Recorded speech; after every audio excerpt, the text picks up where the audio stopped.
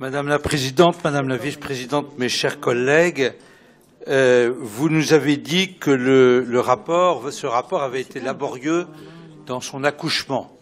Alors, au-delà de la métaphore que vous avez utilisée et qui est tout à fait adaptée, j'espère que nous n'aurons pas à lutter contre le désert de l'exécutif régional.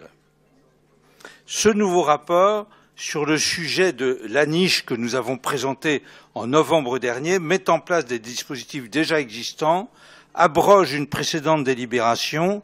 La plupart des mesures proposées existent déjà sous diverses formes et le rapport ne fait que des ajustements. La seule véritable nouveauté réside dans l'expérimentation de la télémédecine, proposition que nous avions formulée dans notre niche. Sauf qu'elle mérite, je pense que vous le savez, d'être spécialement encadrée en raison des scandales constatés à l'étranger concernant l'utilisation frauduleuse des données personnelles des patients. Le sujet est difficile à traiter, nous le savons, nous l'avions traité. La désertification médicale est un problème très difficile lié à la forte urbanisation des territoires. On voit bien que le diagnostic demande une acuité particulière en raison de la double grille de lecture qui s'impose, disparité territoriale, mais non seulement disparité territoriale, disparité sociale qui s'enchevêtrent. Seul réel point de satisfaction pour notre groupe, vous semblez avoir pris en compte la problématique des déserts médicaux dans votre schéma régional des formations sanitaires et sociales. C'était en décembre et c'est une demande que nous avions formulée.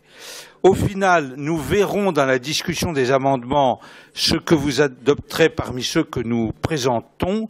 Si vous les rejetez, nous réserverons notre vote parce qu'en réalité, votre rapport, on peut le dire, constitue un recul par rapport aux précédents dispositifs et en tout cas, il ne permet pas pour le moment d'enrayer sérieusement la progression des déserts médicaux. Merci. J'attends, voilà. Nous avons déposé 16 amendements. Pour le moment, vous les rejetez tous en nous disant « Ah, ça va être fait, faites-moi confiance ». Mais je préférerais quand même pour celui-ci ou comme pour le précédent que ce soit écrit dans vos textes. Vous ne pouvez pas nous dire à chaque fois « Nous allons prendre ça en considération, ne vous en faites pas avec l'ARS, etc. etc. » Ok, d'accord, mais je préférerais quand même des assurances. Donc vous devriez donner des avis favorables. Merci. Alors, nous sommes déçus de cette discussion aujourd'hui sur ce rapport que nous pensions être où vous auriez mis plus d'intérêt. La discussion a été assez indigente. Vous ne vous expliquez même pas, vous ne nous répondez même pas sur nos amendements concernant les bus plateformes ou les navettes fluviales, où il s'agit quand même d'idées qui peuvent être originales. Voilà, je pense que c'est pas à la hauteur des enjeux, parce que l'enjeu social, notamment l'enjeu social, est extrêmement important dans ce dossier.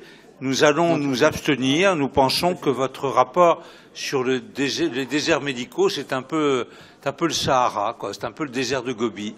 Donc on s'abstiendra.